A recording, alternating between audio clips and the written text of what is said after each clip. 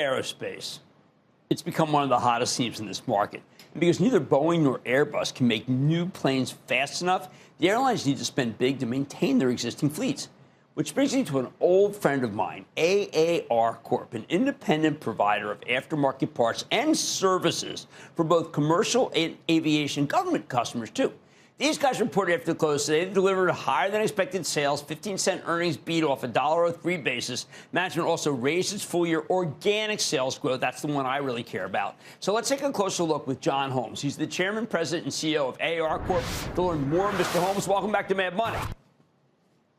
Thank you, Jim. It's awesome to be here, and thanks so much for having me back. Well, I'm thrilled you're here. Just once again, delivering fantastic numbers. Can you quantify the demand environment that's allowing you to get really great sales? Because I know how great you are with trying to convert those sales into free cash flow. So maybe just give us a rundown of where we are right now.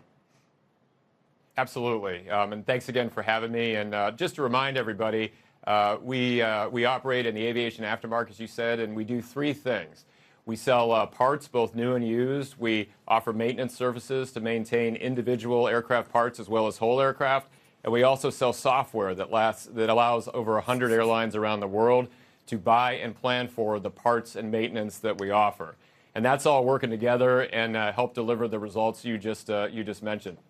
But the demand environment for what we do is great right now because what we want to see are lots of aircraft flying. And we see lots of aircraft flying operated by our airline customers as well as the government customers. And since we sell parts and repair, and since when aircraft operate, they use a lot of parts and they require a lot of maintenance, that's what's driving our business, in addition to tremendous execution by our team. Now, I want to talk about the software for a second, then we can go back, because the software is very exciting to me.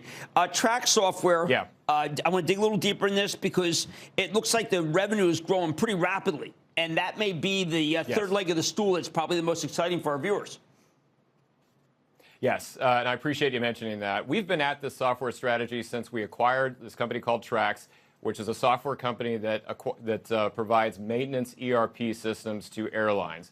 We made the acquisition in 2023, but we had been thinking about the acquisition for over 10 years prior to that. In fact, I personally spent time with the owners almost 2 or 3 times a year for 10 years leading up to the acquisition to get them to finally sell the company to us.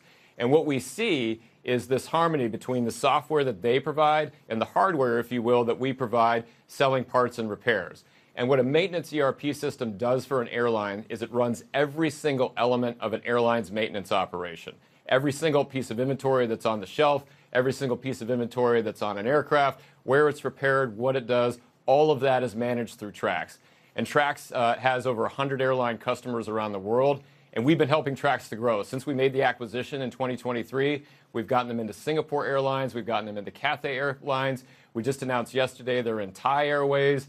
We got them into Virgin Atlantic, and we announced in June that Delta Airlines selected Traxx to be their maintenance operating system, which is the biggest win yet for the business. So we're helping to grow the business itself, but over time we want to bring that synergy between the software that Traxx provides, as well as the hardware that we provide, and the synergy between software allowing airline customers to purchase the parts and repairs that we sell. Okay, so how much of the recent margin expansion is into software? Because software can be such a great higher margin business than just, say, providing services, as much as I love services. Yes, we're in the early days. So it is the highest margin business inside of AAR. But it is still a relatively small contributor. We've doubled the revenue since we acquired the company. We see a clear line of sight to continue to drive that revenue growth, and that's just the software business itself. We also see synergy over time where the software allows us to develop a proprietary channel for parts and repair sales also. All right. Talk to me about defense. Defense is very important to you. Some people felt that at one point that with DOGE we'd be cutting back. That's clearly not happening. If anything, we're expanding. Are you expanding along with it? We are. In fact, our defense sales, our government sales were up 23% this quarter, which is a great quarter of growth for government. And we, over time, and AAR has been around for 70 years, we really like the balance between the commercial and the government, because each of those markets will go through its own cycle. But over time, and that's another unique element of AAR, over time, that balance has served us very, very well as they kind of hedge each other. But again, much in the same way as I described what we want to see in terms of aircraft operating and driving needs for parts and maintenance, we want to see the same thing in the government. We want the government to be operating aircraft, increasing its operational tempo, and that, again, drives demand for our services. All right, to go full circle, we know that Boeing can't produce enough planes. Airbus is constrained, too, which means that you have to keep these planes into service. I think a lot of people don't realize how long a plane can last, provided it has AAR helping them. John, what are some of the ages of some of the planes? What's the average age of the fleet? And how much longer can they go with the parts and service you provide? Aircraft can last for decades. They can last for decades. And as long as they're properly maintained by companies like ours, they can last for decades.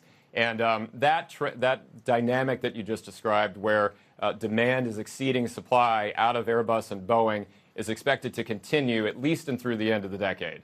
So this environment, which is very, very good for us because our core market is the current generation fleet, that is a great dynamic, and it's expected to continue. Having said that, we are already doing work on the next generation of aircraft, the 737 MAX, the A320neo, the LEAP engine, their accessories. We're already transitioning services to support that fleet as it gains critical mass. But in the meantime, the dynamics that exist, the fact that the current generation fleet is operating longer than anyone expected, that's a good thing for us. Well, look, I got to congratulate you, John. Once again, this is a company that is about as clockwork as you're going to get in a very tough space, frankly, because we know that as much as I do like Boeing and as a member of the Charitable Trust, it can be up and down. But that's not and I don't mean that as a joke, but that is not the case with AAR. I want to thank John Holmes, Chairman and CEO of AAR, with still another great quarter. John, thank you for coming on the show. Thank you, Jim. It's great to see you. Oh, fantastic. Bad Money's back in. Coming up, Cramer takes your calls, and the sky's the limit. It's a fast-fire lightning round. Next.